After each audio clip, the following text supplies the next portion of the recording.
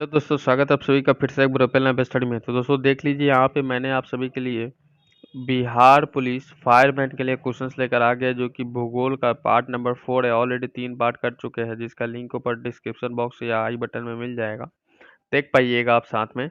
और यहाँ से आपको 15 सेट मिलने वाला है और 15 सेट में पूरा भूगोल खत्म करने का प्रयास करूंगा। इसके बाद में मैं करेंट दूंगा, उसमें भी भूगोल रहेगा, ऐसा बात नहीं है, ठीक है। तो ये चीज़ें हैं। तो पिछला वीडियो जो नहीं देखे हैं देख लीजिएगा ताकि सारे क्लास एक दूसरे से रिलेट रखता है, ठीक है। तो यहाँ से क्वेश्चन जो भी इंपॉर्टेंट है सारे बने हुए हैं।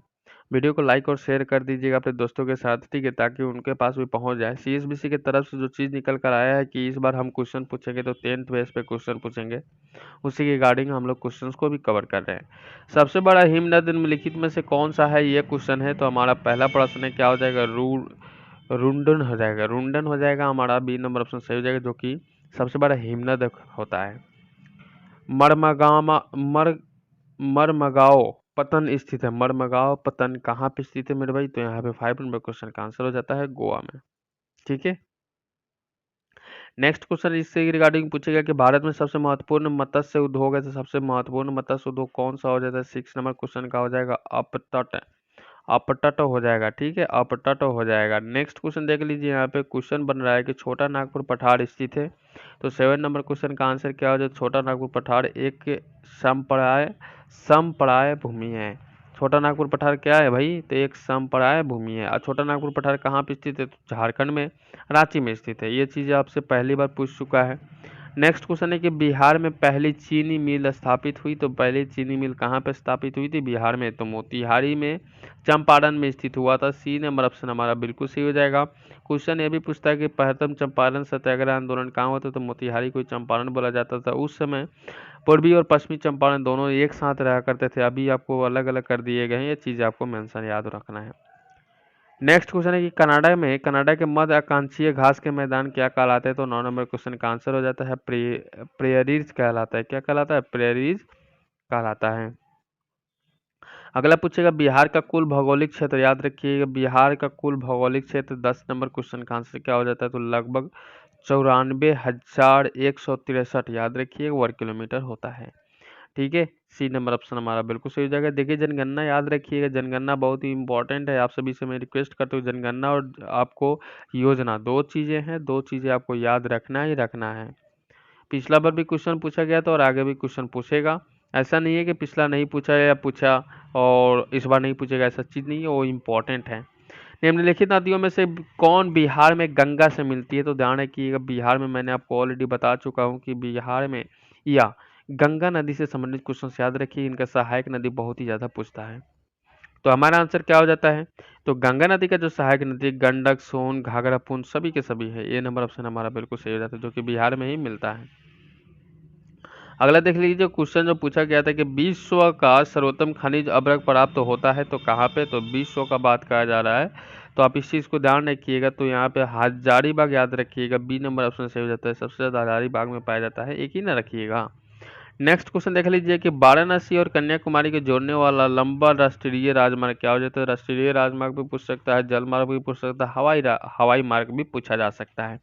तो तीनों याद रखिएगा, क्वेश्चन किसी भी से आ सकता है। तो NH7 कर दीजिए, जो कि वाराणसी और कन्याकुमारी को जोड़ने वाला सबसे लंबा राजमार्ग होता है। इसी के अपेक्षा आपको क्वेश्चन पूछेगा कि एलिफेंट दर्रा जो पास देश में स्थित है, तो कौन से देश में एलिफेंट दर्रा, तो दर्रा से संबंधित याद रखिए, चाइना याद रखिएगा, ठीक है। रेखा भी याद रखिएगा। और यहाँ पे क्वेश्चन पूछा तो 14 नंबर क्वेश्चन का आंसर क्या हो जाता है, श्रीलंका हो जाएगा। डी नंबर ऑप्शन सही हो जाएगा, ठीक है। अगला प्रश्न देख लीजिए, यहाँ पे अगला क्वेश्चन पूछा गया है कि कैस्पियन सागर, याद रखिए कैस्पियन सागर कौन सी नदी गिरती है, तो सभी को पता है कैस्पियन सागर में, तो भाई हमें 50 नंबर क्वेश्चन का आंसर क्या हो जाता है, बोल्गा नदी। कौन सी नदी, बोल्गा नदी, बहुत ही सुंदर। नेक्स्ट क्वेश्चन देख लीजिए, यहाँ पे क्वेश्चन क्या लगा है कि यहाँ पे क्वेश्चन लगा कि बिहार में कृषि का स्वरूप क्या है। बिहार में कृषि का स्वरूप क्या है, तो बिहार में कृषि तो होती है लेकिन इसका जीवनदायी स्वरूप है। क्या होता है, जीवनदायी स्वरूप होता है। यहाँ पे जीवन व्यतीत करने के लिए अपना खेत होता है, सबसे ज्यादा हजारीबाग में पाया जाता है, एक ही ना रखिएगा। नेक्स्ट क्वेश्चन देख लीजिए कि वाराणसी और कन्याकुमारी को जोड़ने वाला लंबा राष्ट्रीय राजमार्ग क्या हो जाता है। राष्ट्रीय राजमार्ग भी पूछ सकता है, जल मार्ग भी पूछ सकता है, हवाई मार्ग भी पूछा जा सकता है।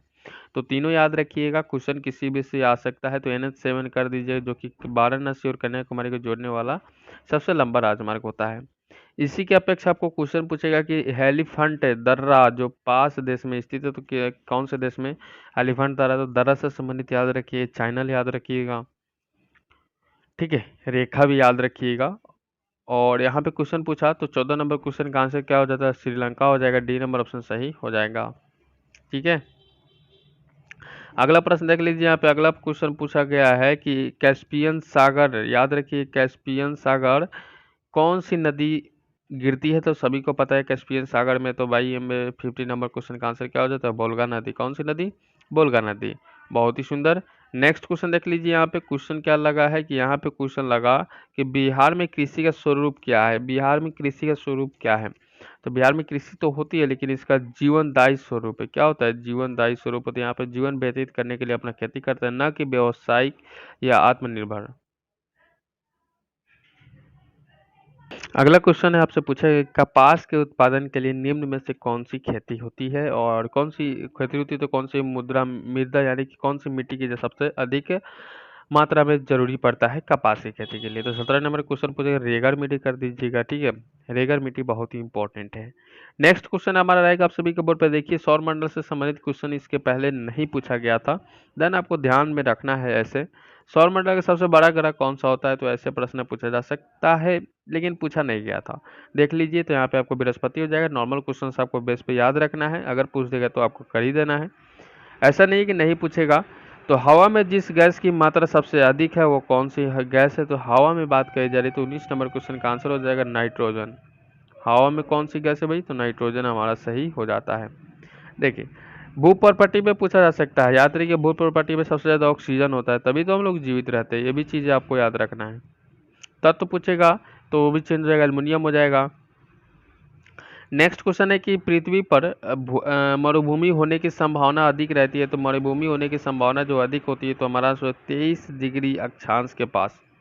ठीक है, नेक्स्ट क्वेश्चन देख लीजिए। यहाँ पे क्वेश्चन क्या पूछा गया था, अगला प्रश्न आपके बोर्ड पे कि पृथ्वी, याद रखिए पृथ्वी की सतह से ओजोन परत की ऊंचाई कितनी है, तो ओजोन परत क्या, पराबैंगनी सूर्य के प्रकाश जो पराबैंगनी किरण निकलती है उसको क्षय को रोकने के लिए ओजोन परत होती है।